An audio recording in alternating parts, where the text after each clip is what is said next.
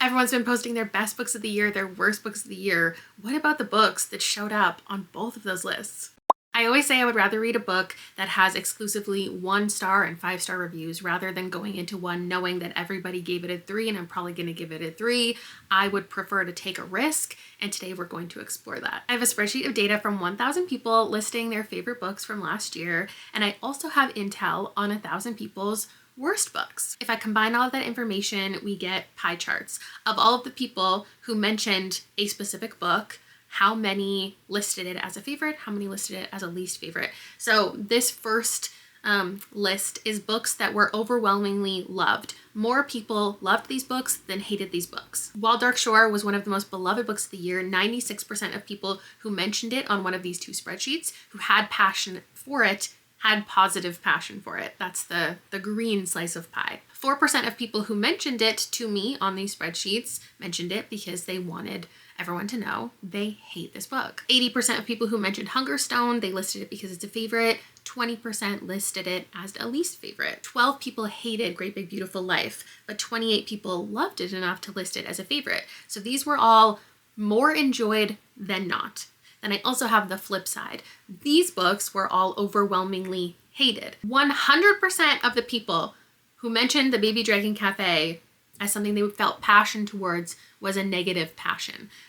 They are enraged by this book. Nobody liked it. The Midnight Feast, Eat the Ones You Love, Watermune, Futility, All the Water in the World, The Pisces, Kill Creatures. The Red Slice is significantly bigger. It was rare to find people who were passionate about loving these books. Now, those pie charts that have a significantly bigger slice than the other, that's not what we're looking at today. I'm trying to find ones that have slices that look more like this, more even. Books that are truly divisive, that half-ish of the people put on their favorites, about half of the people who mentioned it were mentioning it as a least favorite. These 3 pies happen to be books that I've already read. We have Horror Movie that I loved. I agree with half the people. We Love You Bunny, which I hated, so I agree with the other half of the people. And then Blob, which I did feel indifferent towards, but half the people loved, half the people hated. Those are 3 examples. Here's 24 more, ones that I've already read, and their pie charts look similar. They're pretty much down the middle, have a lot of people hated, a lot of people who loved, or maybe they only have 2 people who hated, 2 people who loved, but it was right down the middle. This side, I agree with the people who loved it. I would also probably put it on more of a favorites list. I either gave these 5 stars or 4 stars. All of these I gave 1 star, 2 star, the occasional 3 star. So if you also are looking for divisive books that you want to get into, here are some examples that I've read. And then these ones, 24 more, are ones that I haven't read yet. These ones I think are more up my alley. I would consider these ones on my TBR, like TBR contenders that I would be down to check out. These ones, not so much, but I wanted to give you even more examples because there were so many books that were mentioned, like 11 times on the worst, 11 times on the best. Ministry of Time, 11 people loved, 11 people hated. 11 people also loved Welcome to the Hyunam-Dong Bookshop. 7 people hated that one. 2 people said You Again was incredible. 2 people said You Again was terrible. I don't actually know what I'm picking yet. I'm gonna go to the library. I'm gonna think about some things. I'm gonna go book shopping, and maybe I'll read 5 to 6 books in this vlog from this list. This is the one that I'm gonna take a look at and consider, and I'm excited to get into it. We may have started out with a banger, my friends. This is what I'm reading. Notes on Infinity by Austin Taylor. I picked this up from the library, and I'm trying to go to the craft store, and it doesn't open. It's open now, and I can't stop reading this book. I was like, let me flip it open, read a little bit while I wait for the store to open. I'm so sucked in. I just read 130 pages. So this I've never heard of before, and it's on the favorites list 3 times and the least favorites list 2 times. I already understand like why this is in and amongst the favorites that it is. People who listed this as a favorite also have deep cuts, the favorites, I think like the God of the Woods, The Compound, and I saw Magnolia Parks. And it made me think of this thread I saw the other day about the favorites, where someone was like, this book is terrible. Like, you all need to admit you're lying and this book is the worst book of the year. I don't understand how anybody likes it. These characters are unlikable and nothing good ever happens to anyone. And also, nothing really happens. And that is the case with all of those books. And I'm pretty sure on the least favorites list, I saw someone also listing Magnolia Parks. And I understand that specifically is kind of a romance adjacent book, same with the favorites. And so you might not go into it expecting to have unlikable characters, but all of these books have slow plots and unlikable characters. And I think we can agree on what the book contains. We just disagree with what makes a good book. And I love books where nothing happens and it's just about the turmoil between a couple characters.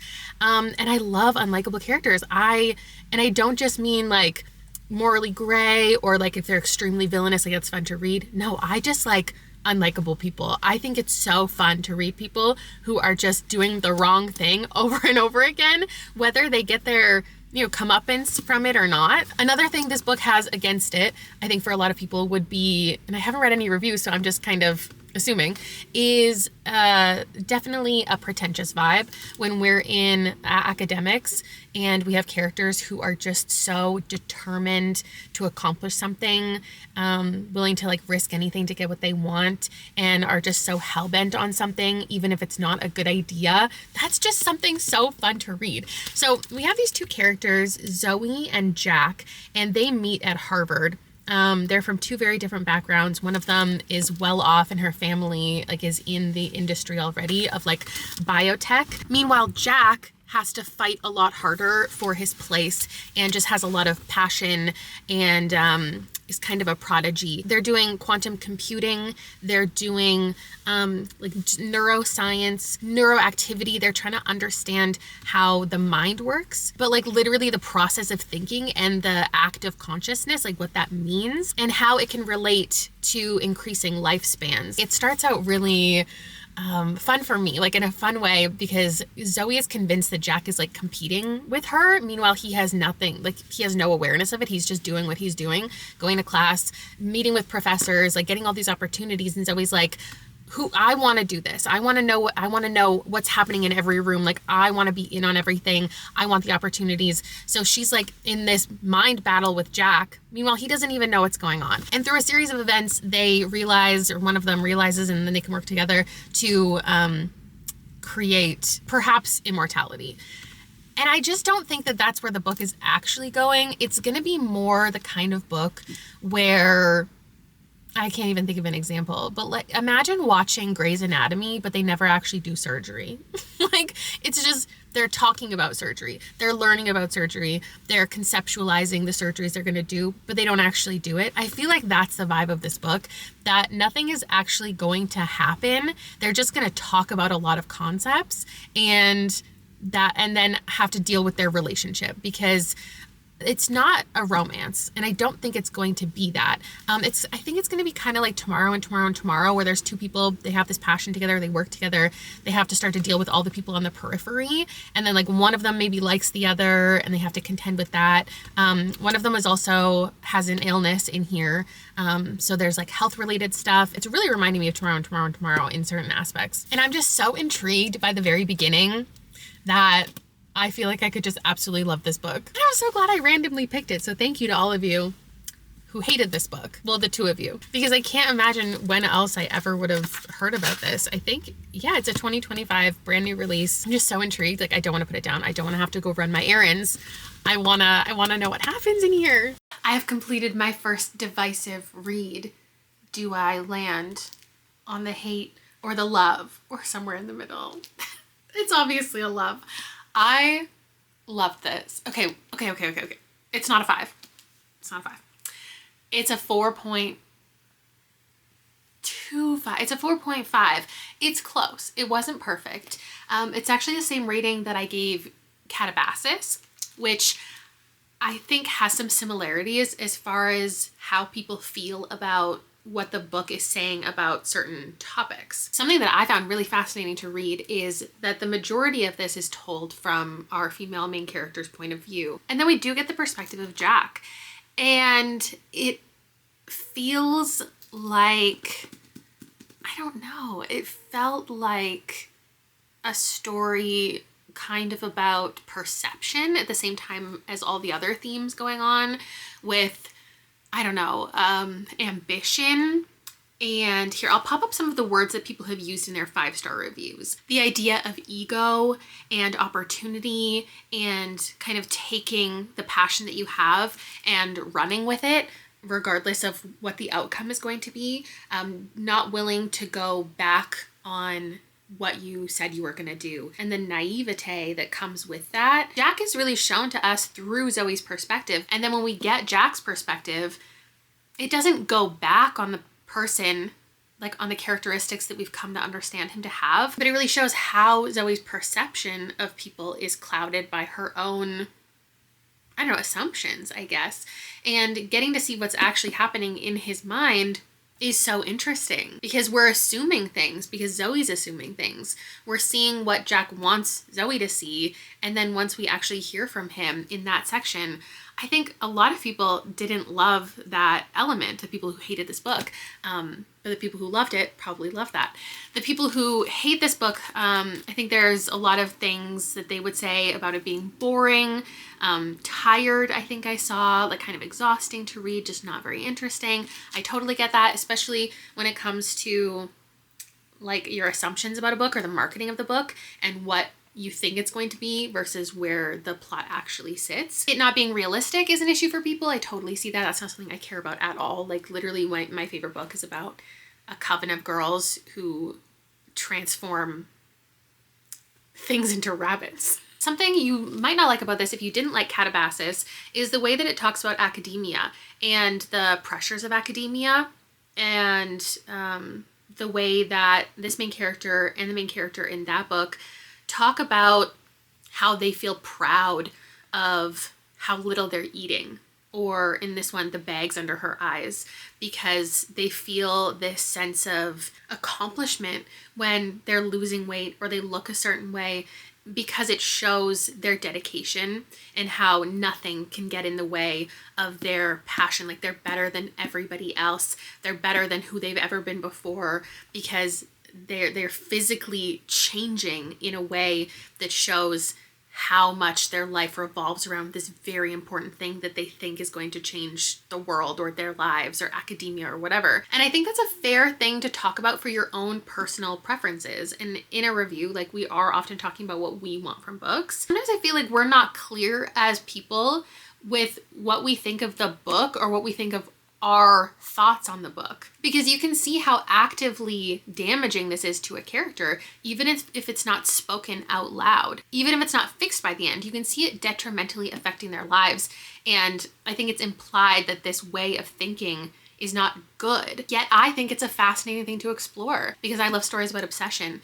and the obsessive dedication to your craft, your profession, whatever, being so mentally explored on page, I just think is fascinating. I flew through this. I was so locked in, and objectively, like, I can see people calling it boring or slow, but that's just not my experience when we're navigating people's emotions and relationship dynamics. That's my thoughts on this. The first one was absolutely a win, and I don't know if that's going to continue. It's Sunday, and Sunday scaries are approaching, so I feel like horror is a good place to go.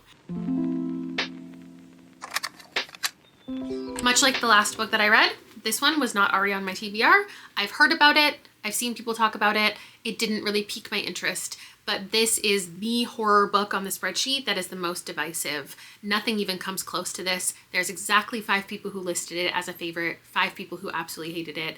And the people and what they like is really, it's confusing to me if I should pick this or not. Basically, if you loved Victorian Cycle, you'll love this. If you hate Victorian Cycle, you'll hate this. I'm on the hate side.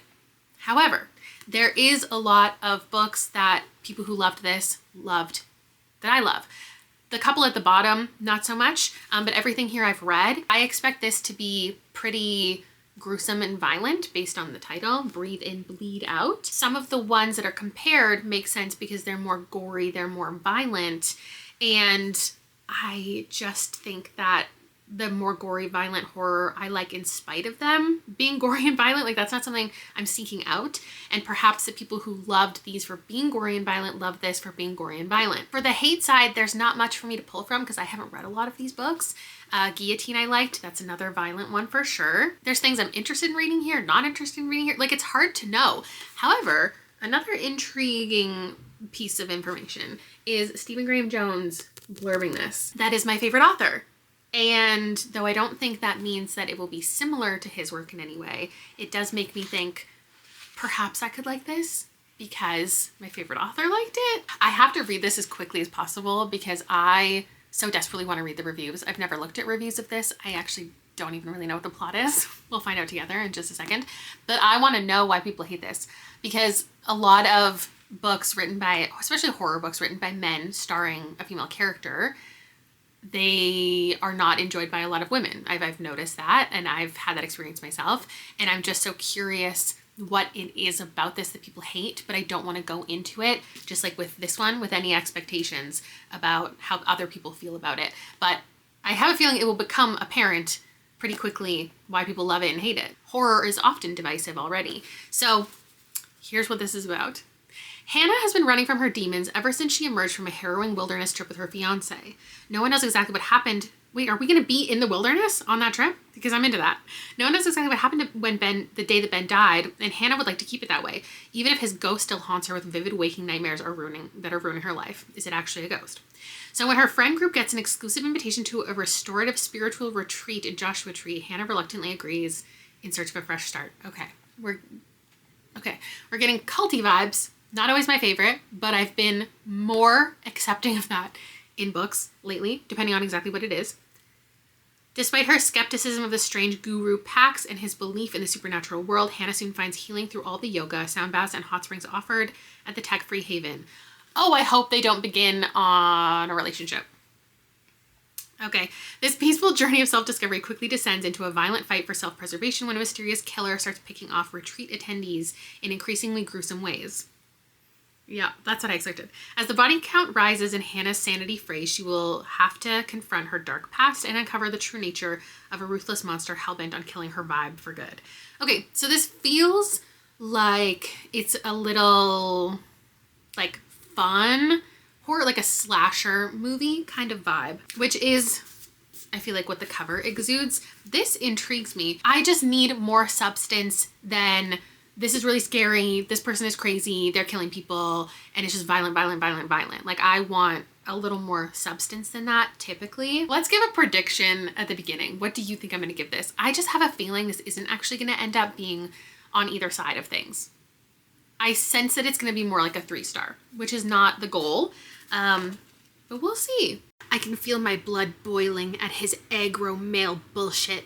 The petty jealousy is only masking a deep insecurity, but it's all toxic in the end. I don't know, there's just something about the way this man is writing this main character that it just feels so, like, inauthentic. Every single quote from her, like every piece of dialogue, never sounds like one person is saying it. It's just like all of these pieces and all these random things that he wanted her to say. It doesn't feel like an authentic character. At the beginning of the book, she is dealing with the loss of her fiance.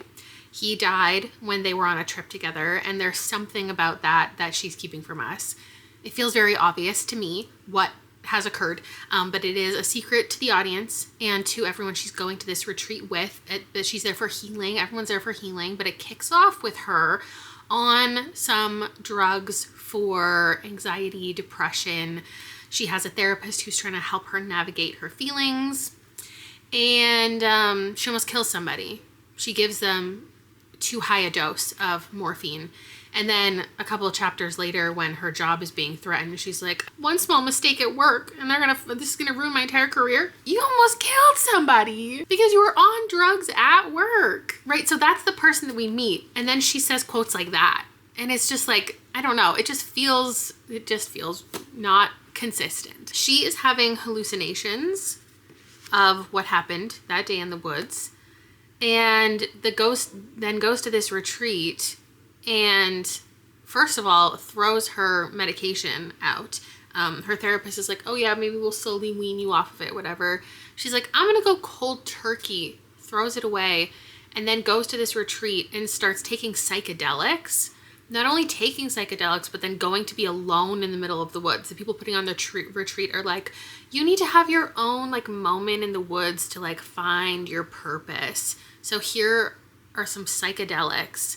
See ya never. And then people start to go missing. We're all shocked. The men on this trip are as obnoxious as you might expect. There's like a group of them who all used to be friends, and she's trying to like reconnect with some of them. She has this one friend, but literally the entire book is her just like arguing with this friend. And I hate books like this. I hate horror where it's just people fighting. I don't understand why I keep picking ones up like this, where there's just people who are at odds the entire book. It's like a husband and wife or best friends or strangers or whatever who are just arguing for many chapters. I'm like, why? This is not interesting. This is not entertaining. I'm not having a good time. And it's definitely not scary. And now past the halfway point, it's still nothing scary is happening. It feels much more like a mystery. We're wondering where the people who went missing are. We're wondering what happened to her and her fiance. We're seeing little glimpses of death scenes, very non-descriptive scenes, and we're wondering who's doing it. We have an Indigenous character who is participating. There's like this one guy, kind of cult leader vibes, and he has an Indigenous woman who is performing a bunch of things for the people who are there. And the book is talking about cultural appropriation, which is great. And I think like having Stephen Graham Jones give his kind of nod of approval is funny, maybe necessary for how the topic is handled. We're talking about kind of corporate capitalist greed and false spirituality, proper spirituality, like how everyone kind of does things differently. I don't think this book is boring, but I personally find it boring. It does have exactly my biggest gripe, which is just, oh, something bad is happening. It's just over and over again. Something bad is happening. This person is doing something bad over and over and over again. I don't know. I want to like it. I just don't. It doesn't feel very inventive. The guys who are driving the truck, like they first get there and they're driving through protective land and like ripping up the gravel and they're like, hold on to your dicks. It's just like this adventure, like such a dude, like high octane kickoff to the story. Like, oh my God, she's on drugs. She almost killed somebody. It's just like, it's bro-y horror. All right, this one was not for me. I'm a little sad that I went out and purchased it because the library just did not have it. There's no audiobook that they had. There's no physical book. So I just bought myself a copy. I don't want to own this. The fact that I could already figure everything out before it happened wasn't very fun because there also isn't very much else happening. Hannah's just constantly wondering, like, is this person betraying me? Is this person betraying me? Is it this person? Is it this person? And then the book introduces to the reader, like, hey, it might be this person, and here's why. It could be this person. Look how sus they look. It might be this person. And it just like feels so formulaic that it didn't do anything that interesting. If you want a book like Scream, which I feel like is something that is kind of a touch point for most horror readers, and might be something they're looking for, but not me, this could really work for you. It's got the group dynamic. It's got the wondering who could it be, and you're always wondering who in the group is bad and good, and where did their friendship really end, and what really happened between everybody. But they're all also kind of working together to fight against this bad thing. And there's also the main character and the believability of her and people not trusting her mind because she's been through trauma. And I always appreciate a book that has a grief angle. So there were things to like in here, but I'm not looking for a horror book that's like Scream. I like Scream and that type of thing as a movie experience. That's not necessarily what I'm looking for in a book. So again, like I say all the time, I don't think this book is bad. It just wasn't my taste. It had a lot of really basic things like that long villainous monologue multiple times. And even when the character called it out, she was like, this is your big villainous monologue, basically. That doesn't negate the fact that the author still wrote it in there. Oh, I was saying I was going to finish it saying, if you like Scream, you should pick this up. And then the author wrote a little, I wouldn't even say a note. It felt like an essay at the end of how he came across horror for the first time and what he wants to do with horror and why he cares about horror so much and his passion for Scream and why he wanted to create something kind of like Scream. And it does spoil Scream. So that is a warning for you. It does say briefly, spoiler alert, but it's like halfway through it, right? Like one line before it spoils the entire first Scream movie. Looking at the negative reviews and positive reviews, I feel like they're probably pretty similar.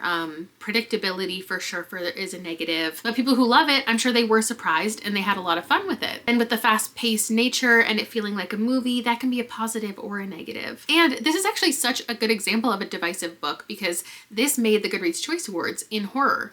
However, it was the very last spot at the end when everybody had voted. This is popular enough to make it into the Goodreads Choice Awards, but unpopular enough with the horror community that it got the very last spot and the least amount of votes. I just got stoked about a great parking spot in the mall. Like I'm the second row from the front of the mall, and then I pulled out my camera and I was like, wait, you don't want the best spot in the lot when you're filming yourself? Because everybody's gonna walk past. I have to make a decision about what I'm reading. There are these 5 books and I'm gonna read 2 of these 5. Here's what's happening in my mind. I don't want to read too many of the same thing. And there are 2 romantasies that I am deciding between. But which one I go with depends on which of these 3 I'm gonna read. Because there's these 3 that in my head are the same kind of thing. They're the bookshop one, another bookshop one, and a department store. And I thought that they were all kind of fantastical, whimsical stories. And then looking into it, the I don't know how to pronounce it, Hyunam-Dong bookshop is actually just general fiction, which I didn't realize. So that one now is really similar to Rewitched in my mind. And it's just about like a girl running a bookshop. And yes, this one is fantastical and romantic, and I think the other one is not.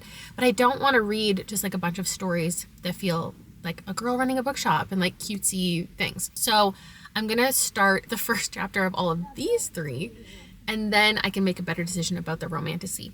I think it's easy to say, oh, you should read Rewitched because it's cozier fantasy, it's cuter, maybe I have liked more lighthearted ones. But the thing about me and lighthearted romantasy is I like the ones that are adventurous, and I don't think that's what this one is. I started it, and it's a girl who has magic, and other people aren't supposed to know she has magic, and then somebody comes into the bookshop and they're like, I know you have magic, basically, and she's gonna go to some magical, I don't know, association, society, and something's gonna happen there. But I feel like the core of the story is her running this bookshop.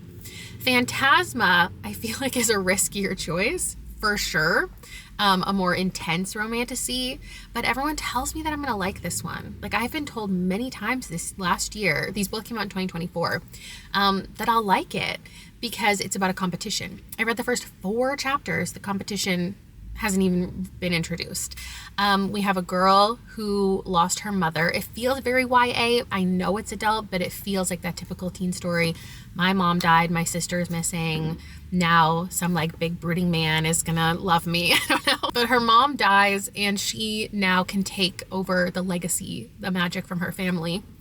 And there's in the background this like reference once in a while of 3 more days until Phantasma begins, 2 more days until Phantasma begins.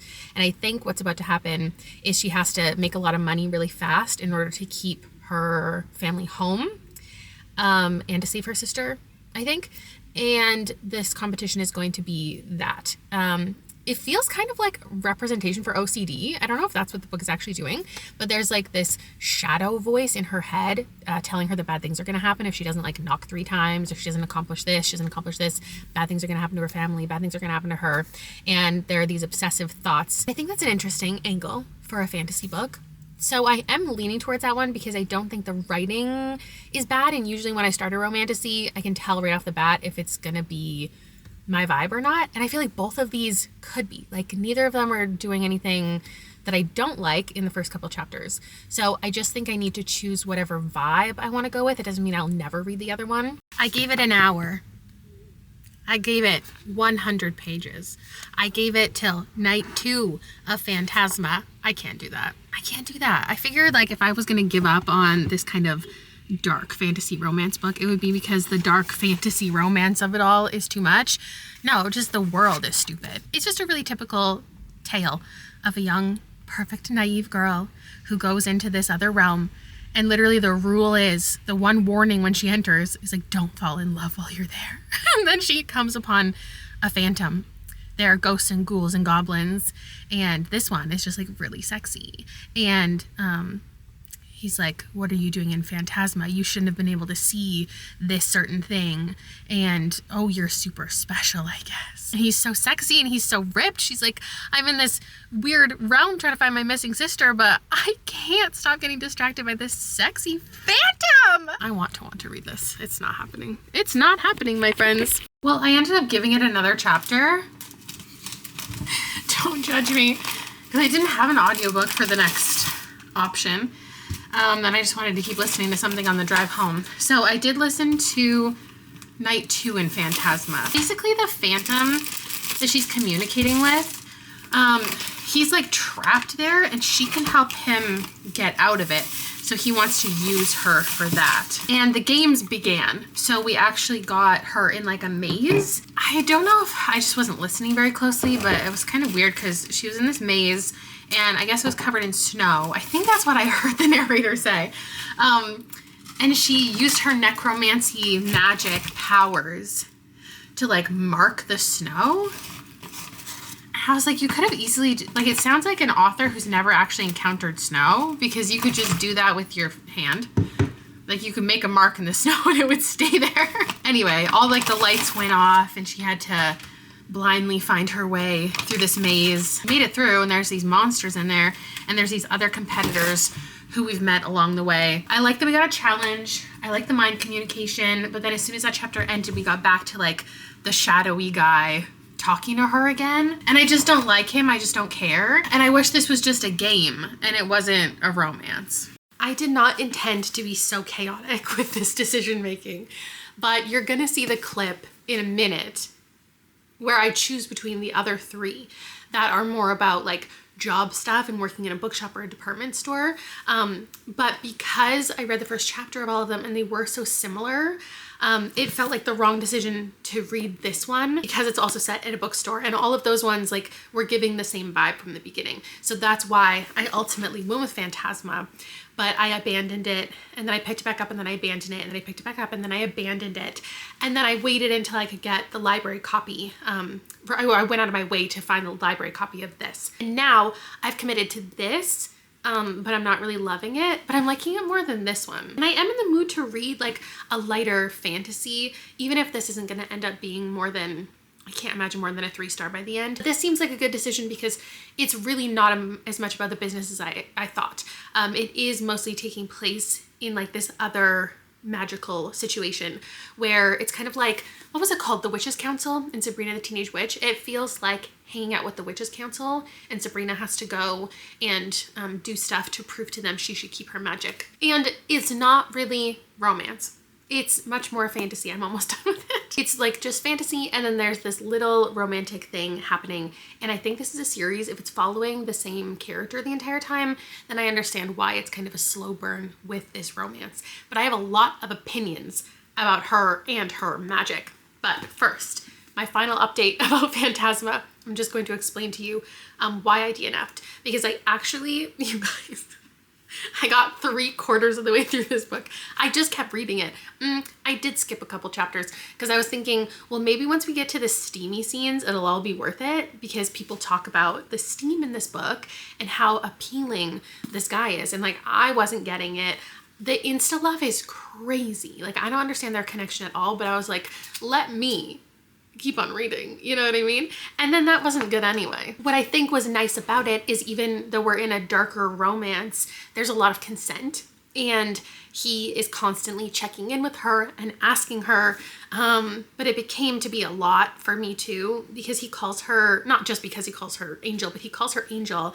And I think, I don't know, it's kind of like we're in this world of demons and devils and stuff and she's an angel. Like, it's kind of, it just feels so stupid in the same way that it feels stupid that her last name is Grimm and her it's like she lives in the Grimm Manor and the town is called Mystic and it's just a little too much, not for like a quirky fun fantasy, but for a dark fantasy to then also have those quirks. Like, it just doesn't really make sense. And also, I don't understand the time period. And I felt this way with a Far Wilder Magic earlier this month and I didn't say anything about it because I don't know what I'm talking about ever, but it just feels weird that it is such a modern kind of story. The way that people can kind of sleep together without any repercussions and be more publicly promiscuous and engage in these relationships like, I'm sure everything I've said about this so far probably sounds like it's set in modern day, right? But they're traveling around in like these carriages, and they're wearing like layers and layers of tulle, and it feels like it's set in the 18 somethings, but all the language is modern. So I just am not getting a good idea of the time and place. And I don't always need that, but I guess in here where I'm not liking anything else, it's easy for me to be picky about all the other things. Anyway, they were getting it on too early, in my opinion. And also it was like something I don't like, the first time they kiss turns into the first time they do more. I don't like when books do that. I want us to take our time. First kiss should be first kiss. That's the only thing that should happen when they're the first kiss. And that is my strong opinion, and I stand by that. There's probably a million books in my head that don't do that, and I'm contradicting myself. But I just want people to take their time. And in that scene, I should find it. It was confusingly written, but maybe I was just reading it too quickly. I'm pretty sure she climaxed while they were both fully wearing all of their clothes, which is like, good for him, I guess. But that entire first scene, he was like, do you like this angel? Do you want this angel? Do you want me to do this angel? And I was like, shut up, shut up, shut up. Also, I'm pretty sure they were kind of like levitating while they were getting it on, which is sure. I don't like this kind of a main character either. When we're in a darker situation, I need a character to be really strong-willed and not just becomes that throughout the story and finds her voice and finds her strength through a relationship and through the trial of games. I understand why people would like a character going into a situation like that. I want her to be more strong-willed from the beginning and have an equal amount of like banter to give back and just have more opinions and more life experience and just more to back herself up rather than kind of like bumbling around and then eventually being like, no, wait, I am strong and I can take on the world. And then there was a reveal that I got to because I was just like skimming and just finding things to care about while I was looking for this. And there's a reveal that I feel like was really obvious from the first time that they met, but I guess it was a secret. And I don't know. I just think it was all just kind of stupid. This one, I have a very strong opinion about as well. And it's that I don't think this girl should even have magic. She has had magic for 15 years. She turned 15, got her magic. She's had 15 years to use her magic. And she goes in front of this council. They explain the magic system as like, there's a limited amount of magic and only like, there's not enough to go around. So like not everybody who like they have to test you after your 15 years to see if you are deserving of your magic, if you're doing good things with your magic. And it's not that she's done bad things with her magic, but she's doing nothing with her magic. She hasn't like helped anybody. She doesn't do anything. Like she uses it to clean her apartment. She uses it to like put books away or something at the bookstore, but the people in real life can't know she has magic. So all of her magic is really subtly used. And when she goes in front of the council, they're like, okay, well, first she doesn't know that this meeting is coming up. And if she had been practicing her magic and using her grimoire and like looking into all the rules and regulations of being a witch and actually giving a fuck, then she would have known by now that this meeting was coming up.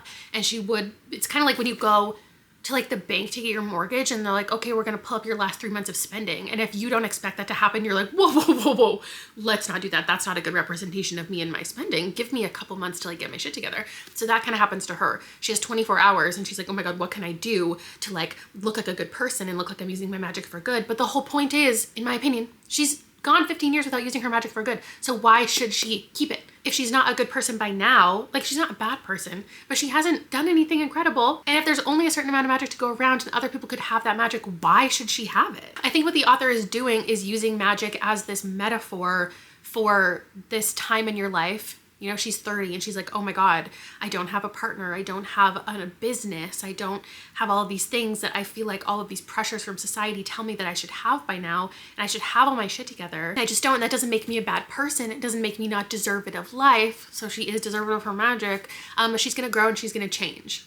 And like, fine, that's fine. If there was a love interest that I cared about, then I could probably get on board with continuing. I think I'm still gonna continue with it anyway, because I already DNF'd one thing today, but the love interest is this guy who, I don't even know, he's just kind of like keeping an eye on her, keeping tabs, like trying to help her a little bit. He's her watchman from the coven. And I didn't even know if he was actually the love interest because then she goes to meet with this mentor because she has a limited amount of time to like fix things. And what's fun about that is there's like 6 accomplishments she needs to make, and everyone's keeping an eye on her, and she has to go again before the panel in like a couple weeks or a month or something, to prove that she checked off this list of things and that she is good with magic, knows how to use it, and is responsible and a good person.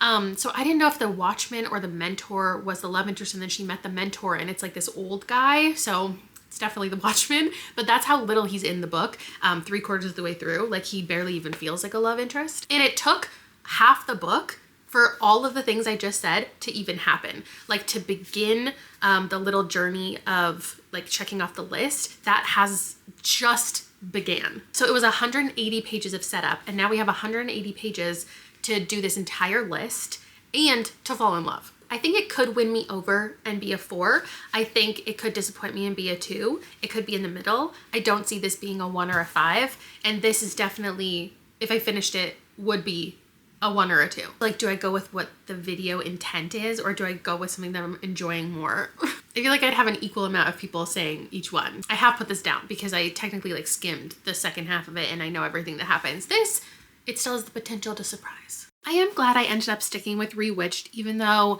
I didn't think I would give this a very high rating. And I am barely giving it a 3. I don't super agree with all of the negative reviews, the 1-star reviews. Like, yes, it was slow paced, but that's allowed.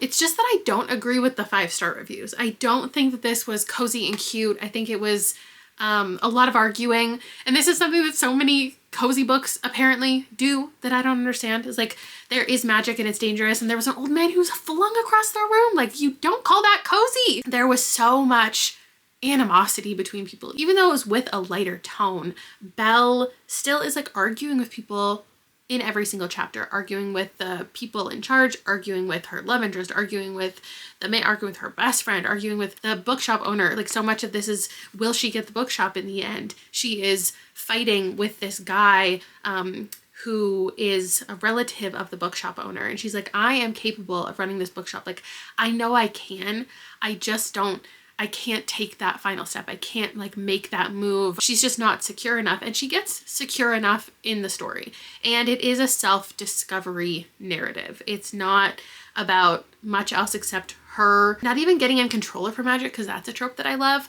but understanding what she should be doing in life. And I think that would be a heartwarming kind of book for a lot of people, but I just don't think this is the rom-com. People said this was funny. This was like a 90s nostalgic comedy show. Romance was so cute. And like, I didn't read it like that, but I did get more on board throughout it with her whole vibe. And I wanted to want the best for her. So I guess I just did.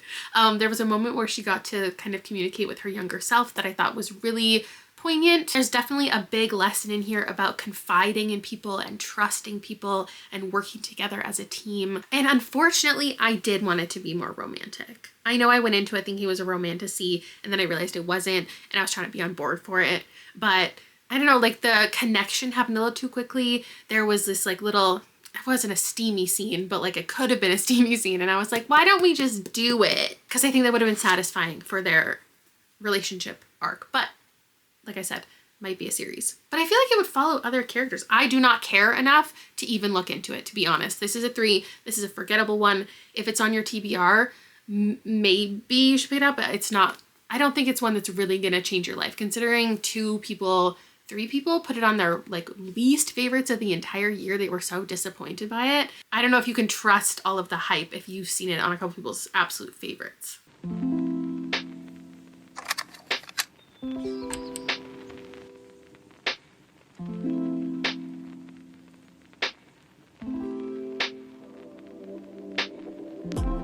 I have made the decision.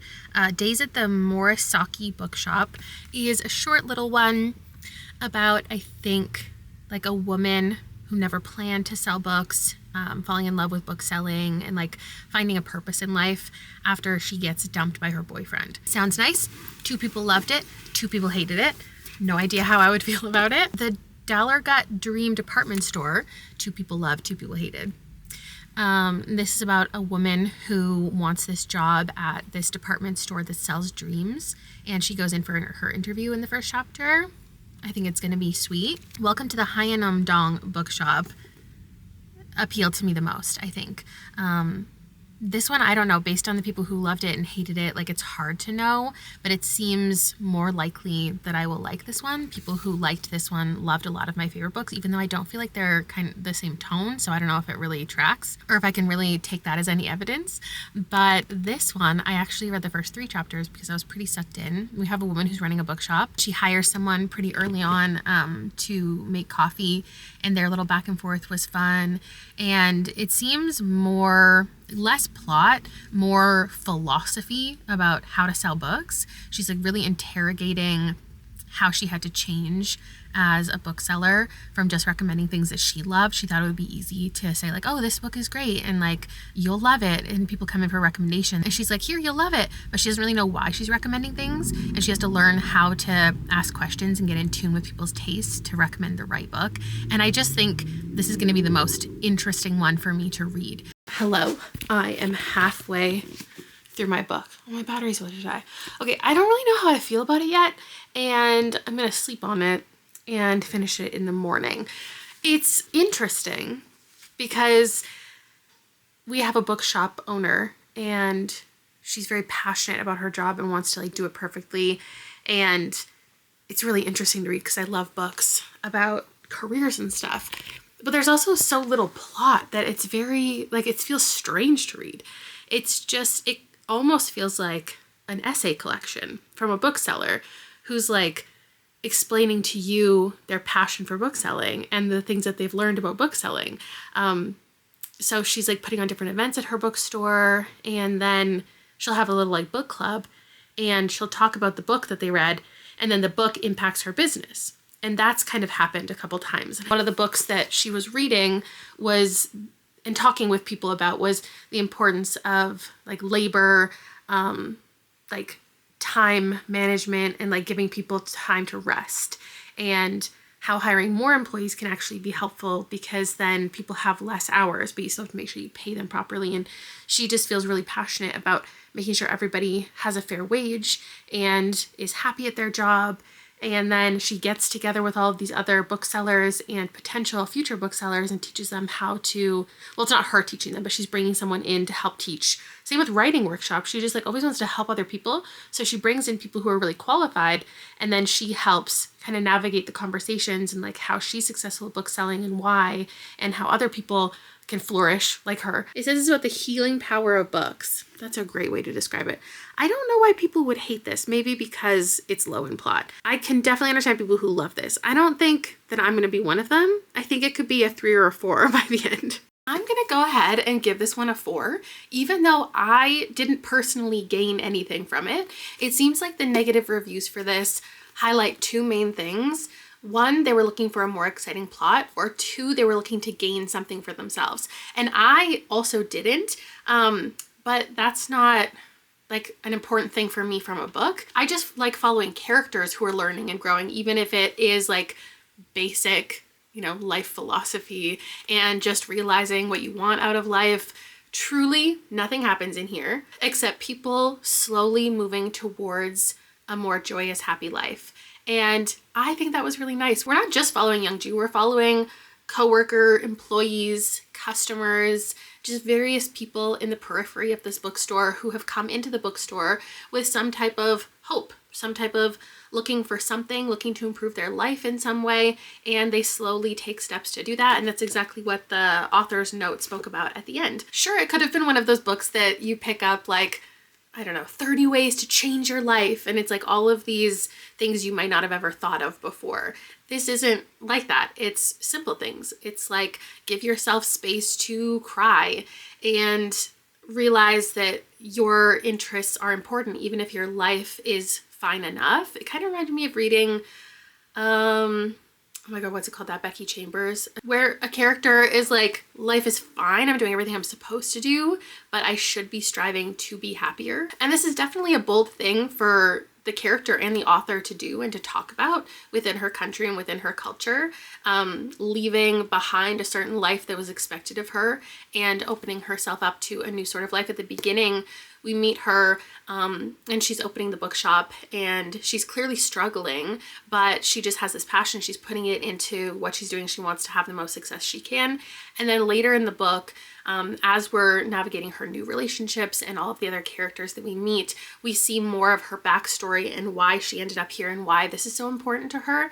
And I think it can give this sense of hope to people who are reading it, who are thinking, like, I could never have a different life than I have right now. I failed at this one thing and that means I can never try again. The pressures and expectations of society and family can get a lot of people down, and this can be just a little beam of hope. And that's cool if you got that out of it. I didn't gain anything. Like I said, it wasn't one of those emotional books. Like I thought maybe it would be really heart-wrenching and really moving. It wasn't that, but I don't think it's that for a whole bunch of other people as well. It was just a nice read. Side note, I have a poll, I have a survey for you to fill out if you're interested, where I would like to know a book that made you cry, the book in your life that made you swoon, one that made you laugh the most and learn the most. I would love for you to fill out the survey, and then I'm gonna be sharing the results and reading some of those books in an upcoming video series. Thank you so much in advance for your participation if you feel like it. And I think that's all I have to say about this one. A solid 4. It's not plot driven, but it's also not really character driven because you follow a bunch of different people, and it is kind of you're a little bit distanced from them. There's a lot of inner thoughts, and every time characters speak to one another, it's in these paragraphs of here's my life experience and everything that I've learned, and here's something that I can take forward, and my advice to you would be this. And it feels very much like a self-help book, and I just don't think that that's gonna land for everyone, but I am one of the ones that this worked for. Okay, let's talk about The Ministry of Time. This I DNF'd like a year ago. Everyone was talking about it. It got a lot of like pre-marketing press and so many people were loving it. I tried it out. I DNF'd it at like 20%. I didn't feel like it was a really passionate DNF. I just kind of gave up on it, and throughout the rest of that year, I think this was 2024.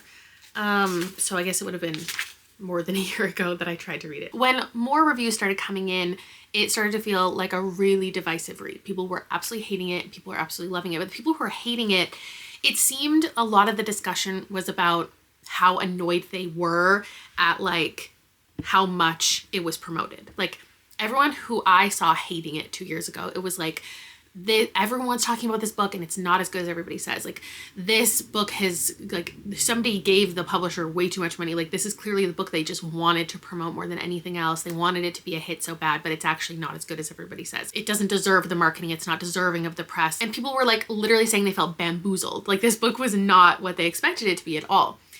And when I picked it up, I think I was ready to be convinced that it was bad. And so I was just looking for any reason to put it down and just be like, yeah, everyone was right. It's not a good book. And then the Goodreads Choice Awards came around and this won the sci-fi category. So people weren't just talking about it right when it came out. Like it had a long lasting impact and it won. And then since then, it has dropped in rating. Or maybe it's always kind of been the same. Maybe it's always kind of hovered around here, but it would barely scrape by now making it because you have to have a 3.5 average rating to be nominated. This barely has that. So it's clearly a case of people are loving it, favorite book ever, people are hating it. And it's had a long lasting impact because people also have been putting it in their 2025 favorites, obviously. Somebody that I saw was Shane from Smosh. I follow him on Instagram and I saw in his stories, he posted a whole bunch of his favorites for the year. And there were some books that I loved in there. And then I saw The Ministry of Time. And I was kind of like reignited with interest for this. And then, yeah, it had exactly, at this point now, I think it's like 12 and 12 people who have mentioned this on the spreadsheet as a favorite and a least favorite. So I can't remember exactly why I DNF'd it the first time. I think I just said I was bored, and I was. But like I say all the time, I really need to grab a bookmark for this and get my phone out of here because I know I'm going to lose my place. This might actually, I think this was a book of the month selection. Do I have a book of the month? If I love it because I have it from the library, maybe I'll buy my copy from Book of the Month if they still have it in stock. I think I'm more open to the idea of books just having to be read at the right time in my life, because I've said it many times before, I like a boring book. I like a book where nothing really happens. I like mundanity. And I think I just wasn't vibing with the main character, and now I am. And I think that's interesting because If I look at a lot of negative reviews, I already took a peek, and a lot of people will say that the main character was boring, the main character wasn't interesting, didn't change in any way, and was stupid and had no interest in her actual career. And that's so true. And I think that something interesting is that people, and myself included, often love a character who is, I don't know how to phrase it, like really involved, like really interested in what they're doing. Obviously, if you want to be interested in something and the book revolves around science, you want the main character to be motivated and ambitious and learning and knowing, and especially if there's mysteries involved, you want them to be heading that force, right? And in here, what is her name? Why can't I remember her name? Oh my god, I'm so embarrassed. Does she not have a name? They refer to her as a bridge, but I don't think she ever got a name. I'm just now connecting the dots. She doesn't have a name. And maybe that makes her even less able to be like connected to. But I think that it's like the point of her, like the point is her being unknowledgeable, uninterested, and that's the type of person that they want to put in this role. She's not going to question the mission. She's not going to do anything except what has been told to do. Like she has to go through this interview process where basically the company that she works for has discovered a way of time traveling people. And so they're taking people from history, bringing them into modern day, and just having them exist. Each of them has a partner from current day. Our main character is one who gets paired with 1847 is what they refer to him as. He's Commander Graham Gore, and he's a Victorian naval officer, and he's been brought to the modern day. And it's one of those stories where I can't think of any examples right now. Yes, I can. I'm thinking of Pestilence for some reason. Why that one? I don't know. But you know those stories where there's someone who isn't a human, who the main character has to like teach how to be human? I'm desperately trying to think of any other example right now. I don't know that I've ever read a time travel one like this, but I've read one where there's ones where there's creatures or there's demons or there's animals or whatever. Would Sword Heart be one? I feel like there's a T Kingfisher that is this vibe. Yeah, where you're like helping somebody who's not from your time, not from the same species. Ooh, like Hot Frosty. That's a good, or like sentient object romances. That's one. Where it's a person but they don't know and they have to like kind of assimilate. Anyway, that is her role, and she had to be like the perfect person to do it and have all of these qualifications, and they just get forced to live together and they have to spend all of their time together, and not a lot really happens. It's him learning about modern technology and then her learning about his past, and we have some sections from him specifically and like what he went through and the friends that he lost. And I think it's interesting because she's not interested. Like she's seems kind of apathetic and just not very involved and is just going through the motions. And I kind of like that. And I guess I wasn't liking that the first time around, but now it's all making sense to me why we're getting that kind of a character. And I think we're going to watch her grow to understand what this program's actually doing. Because I'm assuming there's something, you know, behind the scenes. They have more intentions behind it, or things are going wrong or something that we don't fully know about, and she's gonna uncover that. He's not really interested either because he didn't consent to this. He just appeared, and he's very uncomfortable with everything. And it's not just the world he doesn't know anything about, it's also this woman who he's having to live with and spend all of his time with. And so he gets to know her in these fun little, like there's some funny moments. I laughed out loud at one scene where they were walking past, he's very annoyed by her. I didn't mention that. Like it's not like he hates her, can't stand her. He's confused and is like, I don't even know what's going on. And she's very much so doing her job and constantly teaching him and changing him and stuff. And he's not really interested in that, in somebody constantly being like, oh, you can't smoke and you can't do this. And here's where the world's technology is and blah, blah, blah. And there's one scene where they're walking past a river, walking along a river. And he's like, can you swim? And she's like, what? And he's like, if I pushed you into the river right now, would that be murder? Because he just wants to get rid of her and like push her in the water, but he doesn't actually want to harm her. I think it was it's cute. I don't know. Like it feels like we're building this romance. People talk about how it's sexy, apparently. So I I don't know about that. I like their bond. I don't really feel like this is a romance, but I guess it is. I'm so sad I didn't film myself reading this entire book because I guess I wasn't expecting there to be any type of moment or reveal or anything. But I would have liked to get my reaction to something because I didn't see a certain something coming. For the second half of this book, I kept thinking the book is not establishing enough why these specific people, like why this handful of expats from history are being chosen. And even though there's moments where the people who were chosen even question it, they're like, why me and why this situation and how did this happen? And it is like loosely explained. I just felt like we're not getting as much information as I think we should about why it's these people and why these scenarios and whatever. And then I got it into my brain, well, we're barely even getting an explanation of the time travel, so why would we get an explanation of that?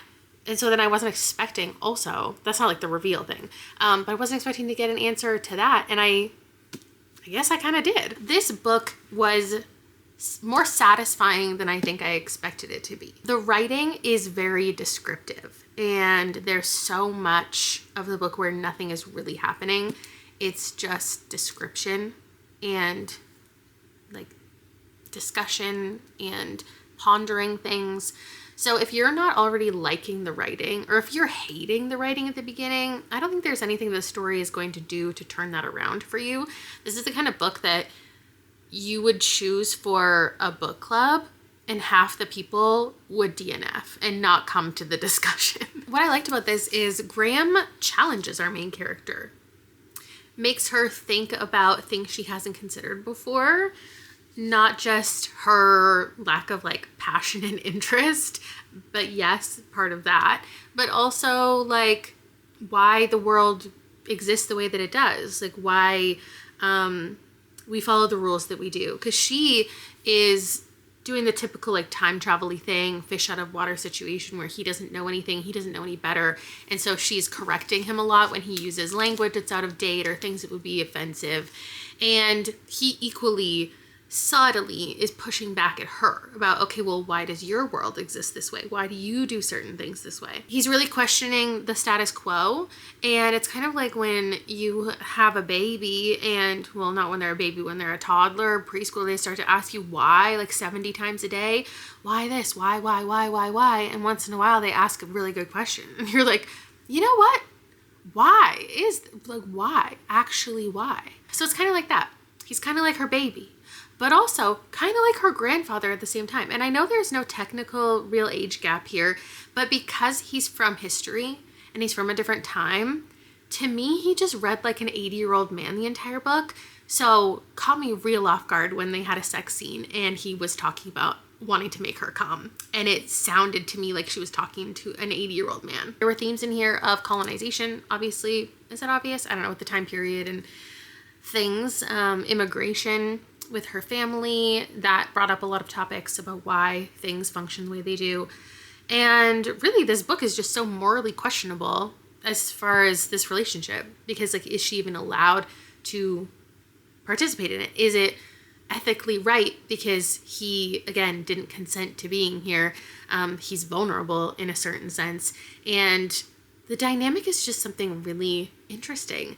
And I think that's part of the goal of the book, is to make you think about these things. Some people are going to have a viscerally bad reaction. Some people are going to think, based on Goodreads reviews, that this is the sweetest, wholesome, most beautiful relationship ever. That's a lot of yapping before I tell you my rating. Usually I tell you my rating and then I explain. After all of that, I'm giving it a 4. I really enjoyed myself reading this. I'm glad that I persevered through. I most definitely understand people who hate this and people who love this more so than any book that I've read so far for this video. Like, it's very clear why people wouldn't like this and why people would. Another day, another book. Today it's You Again by Kate Goldbeck. This is not just divisive in the spreadsheet. The spreadsheet. Someone said when I reference the spreadsheet, I make it sound like its own kind of entity. 2 people loved it, 2 people hated it, and that's just this year. I'm sure if I look back on the year it came out, which I think was 2023, it would be just as mixed. This was actually in the Goodreads Choice Awards, and it's, I think, the only romance from that entire category that year that has this low of an average rating. This is another one that barely has the 3.5 that would make it eligible for the Goodreads Choice Awards now. And what's fun about this is I don't know what it is like at all. I just read the first 5 chapters and I'm kind of obsessed with it, so that's really exciting. But I barely know the plot of this one. I just know that it has been recommended and disrecommended to me an equal amount. I know that it's a Grumpy Sunshine or an Enemies to Lovers. And as I started it, I could imagine why people wouldn't like it.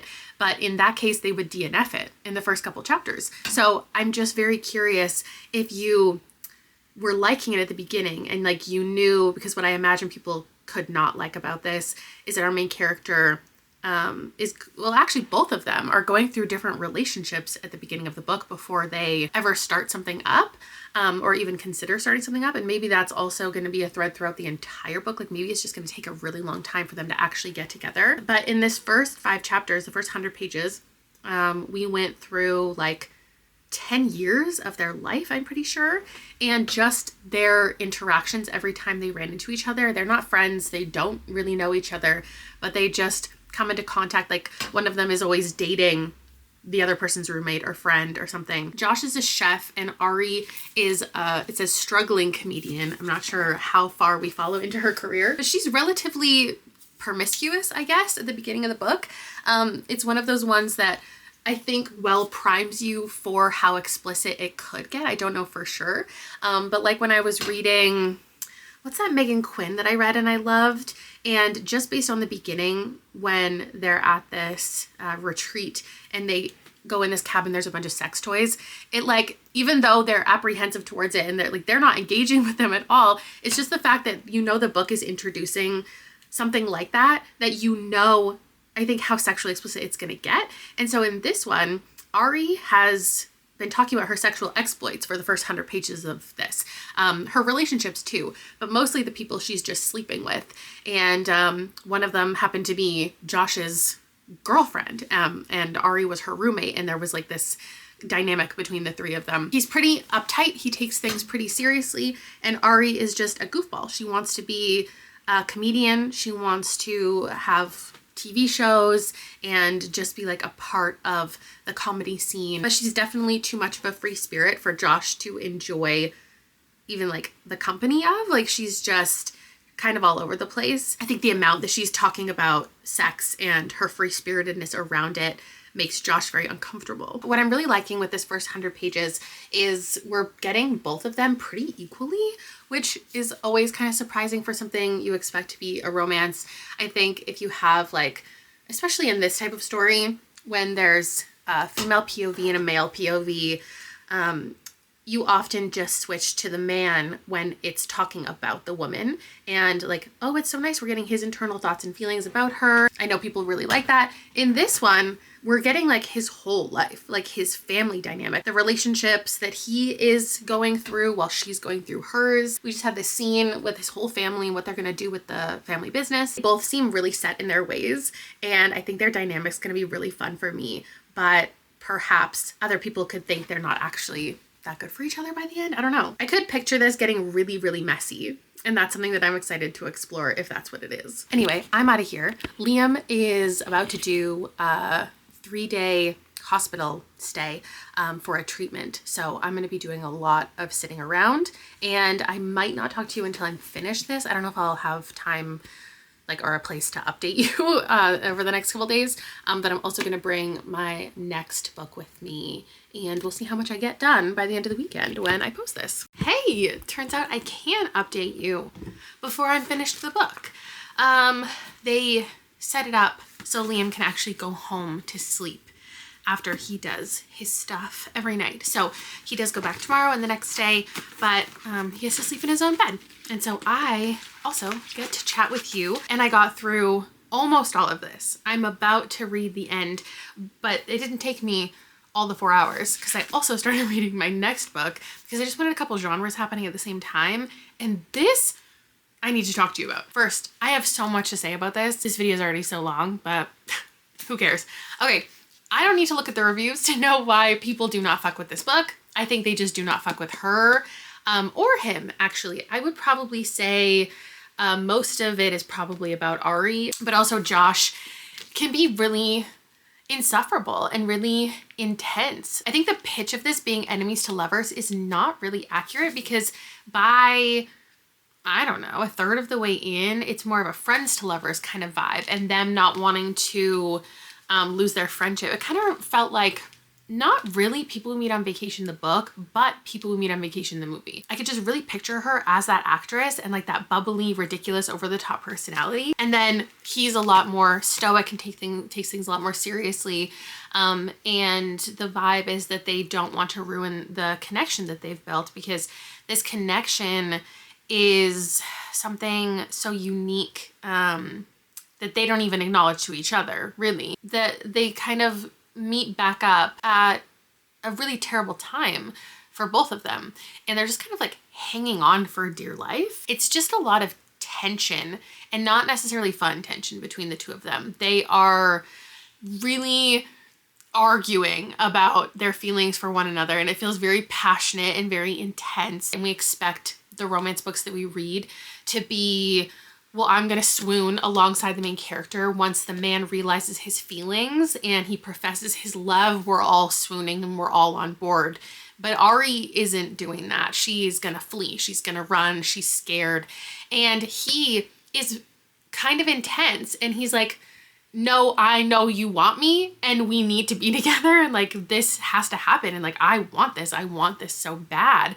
And I think some readers could perceive that as being obnoxious and annoying and difficult and pushy and controlling. But the thing is, that's what Ari needs. And we have to remember, I'm defending this book with my life, that we're not getting every single time they've ever spoken. Like, the scenes we get between them is such a little amount of their relationship, and he does know her so well, and he knows what she needs to hear, even if she doesn't recognize that. So his pushiness, and I don't say it often, is warranted. I would hate him as a love interest in my personal life, but I don't know. I like it. Not only is she a mess, but she does talk about sex a lot. She has questionable morality when it comes to her sexual exploits, who she's interested in, who she might be willing to like hurt, I guess, along the way, including Josh. She doesn't care about his feelings enough. She doesn't care about her own feelings enough, so it's not really surprising that she's not prioritizing him when she can't even prioritize herself. Like I said with the Ministry of Time, I think a lot of readers want to read people who have their shit together. And if they don't have their shit together at the beginning, they get their shit together by the end. And I just don't think that that's the journey that we're on. I think that she remains a mess. There's a lot of stupid decisions in here. There's a lot of self-loathing in here. And these people just can't get out of their own way enough to be together. Even though Josh has good intentions, it's also not good for him, because he is placing so much importance on this relationship, friendship or romantic, like whatever it's going to be. Like, he is centering his existence around this woman because the rest of his life is crumbling. She's willing to ruin her own happiness by constantly running from him, and he's willing to ruin his own happiness by constantly chasing after her and being shot down. They hurt each other's feelings, and not in a fun way. And I love it. I just love what we're navigating here. And then there's been some really good scenes that I've really liked. There was a moment where they were texting each other in person, where like they couldn't communicate, and so they were texting like what they wanted to do to each other. She's just so used to using people for sex and being used for sex that she's willing to do the same with him and doesn't really care about any repercussions. And I just don't think that this is what a lot of romance readers are probably looking for. I still don't think it's gonna be a 5, but I'm so glad that I picked it up. Okay, You Again, easy 4-star. It's obviously, if you've followed me for a while, you know it's rare for me to give a romance a 5-star, especially a contemporary romance. So I wasn't shocked this didn't end up being a 5. So I agree with the higher ratings, which is really exciting. This was a risky one. I didn't quite realize how risky it was. There are some books that I hated, that people loved, who loved this. So it could have easily have ended up as a hate. And then the books that people hated, there's a couple that I've read, and mostly ones that I liked though. So yeah, it was definitely a questionable one. Definitely characters that made it hard to root for, which I always think is really interesting. My final book I will be reading is Exiles by Mason Coyle. This is the author of William. I just got this from the library. I reserved it last year. It's a story of AI. Yeah, these are definitely, this author's doing a certain type of thing. So, oh, I hope I love this and then I end up reading this before I have to give it back. It's one of those ones that I reserved so long ago and I don't actually have it on a list of things to read right away. So I don't really have time for it, but we'll see if I can slip it in somewhere. I'm gonna read the end of this on camera. I'm in the final quarter and I can feel a reveal about to happen. And right now, this feels like, I know I haven't told you what it's about yet. It feels like it could be a 4, but depending on how it ends, like I could drop it down, I could move it up. Like I don't know. This story, it's short, so I don't want to give too much away. And I also don't think I've ever read the synopsis. It's very short. What I will tell you is we have 3 characters who are astronauts and they're going to be the first people on Mars. And then we have 3 robots who are already on Mars who have helped set up the area. One thing I should tell you is I don't historically love a blend of science fiction and horror, like one specifically in space.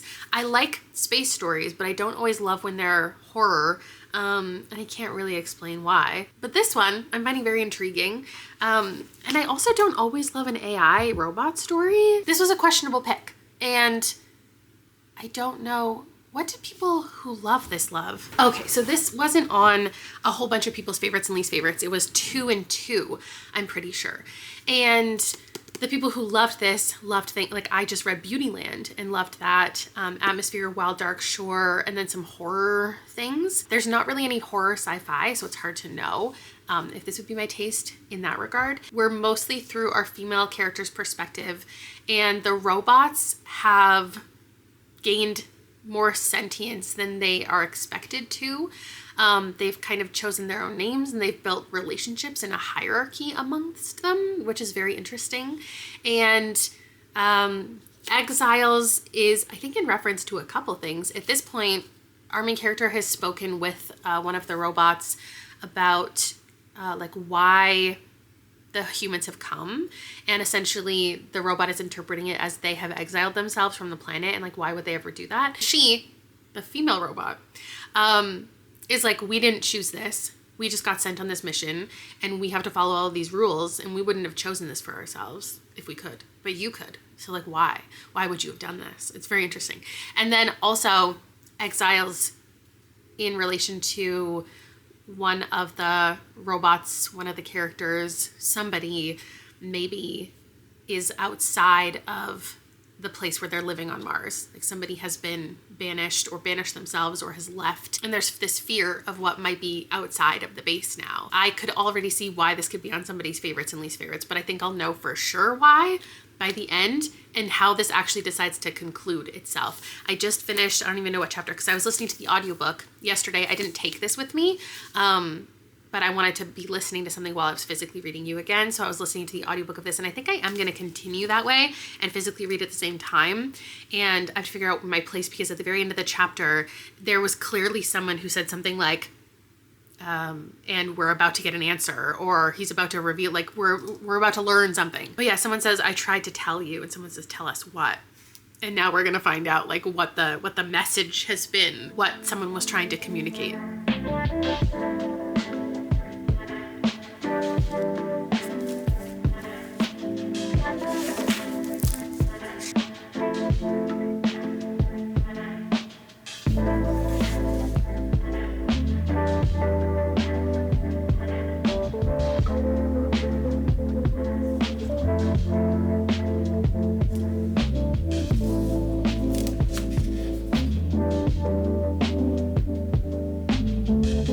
What is happening?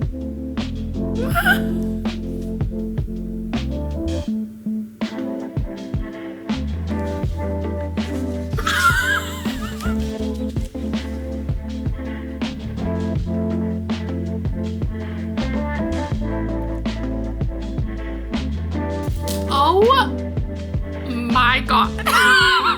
What the hell was that? 5 stars. Here's the thing about Exiles, okay? It already is a ridiculous setup. We have sentient robots. Like, when you're already talking about sentient AI, you're getting into like a silly realm. The idea that they could go back on their own programming and truly have their own thoughts and opinions and like structure and social dynamics. So when the book is also just like ridiculous and people make decisions that don't make sense and they don't seem like the right people who probably should have taken this trip, and like all of the things that go wrong and all of the things that aren't really explained because it's only 200 pages, like I can see people struggling with this one, but because it kicks off with such a ridiculous concept already, I feel like you just kind of get the vibe for it at the beginning. This is probably more of a cosmic horror readers kind of book rather than a science fiction readers kind of book, even though yes, I loved, you know, Project Hail Mary and The Martian just as much as the general public. I also love something like this, but I don't think that this is for fans necessarily, even though I am of Andy Weir. Somebody's review I just read said it was like the opposite of an Andy Weir book because the science is trying to explain itself but doesn't really make a lot of sense, and that's fine with me. That's not something that I really care about at all. I should get an award for how much I can suspend my disbelief. So if you're someone who wants a book to make sense, you might hate this one. The people who loved it pretty much said similar things. They just loved the concept of it, the idea of it, the things that we're talking about in here. And I think one of my favorite tropes that I'm just putting the pieces together and acknowledging is workplace dysfunction. And that would represent 3 of the books that I read in this video. I just love people trying to work together and failing at their own jobs, just being really human and not necessarily doing what you might expect them to do. This author's name is actually Andrew Piper. This was a pen name for this and William, and he passed away a year ago, which is so sad. I saw his birthday too, and we share a birthday. And I just feel like this is kind of a really Aries book. I love space books just in general. I tend to rate them highly because I think the danger is already so high, the tension is already so high, and this book really delivered with how easily things could go wrong. And I love books like that where they talk about, or just you get to think about how easily everything could go wrong. One push of a button or one hole in the base in the ship. Things could go wrong so quickly, but that's also what these people signed up for. This is an end of a life kind of mission. They go into it knowing that this is where they're going to be. This is the last thing that they're probably going to do, regardless of how long they live. Like, they have sacrificed a lot to get here, and like, what kind of person would do that, and what are they capable of? I loved covering like the commitment to go, the duty that these people felt, and then the pressure of doing the right thing and making sure everything goes off without a hitch, which obviously it doesn't. I loved the horror in here. The brutality was carefully selected and placed. There's tension the entire time, but the horror is placed really strategically, and it somehow like felt like it came out of nowhere and was really jarring. The horrors in here are certainly physical, but they're more existential. There's a lot of psychological horror happening, and I just loved that. This is definitely a 5-star. I wouldn't recommend it to everybody. And the results are kind of exactly as I hoped. I technically strongly agreed 2 times. I fell into the hate box and the love box 1 time each. A book I felt in the middle about, which is always expected. And then books solidly in the 4-star that feel like in the love, like more on the love side, which is a huge success. I don't want to, you know, hate a whole bunch of books in a video, even if the concept is, will I hate or love this? I don't want to hate too many. And you know what? I DNF'd a book that I knew would be a 2, but I read enough into it knowing it would be a 2, but it's not going to bring down my average rating for the year. Anyway, thank you so much for watching, and I will see you in another video very soon. Bye!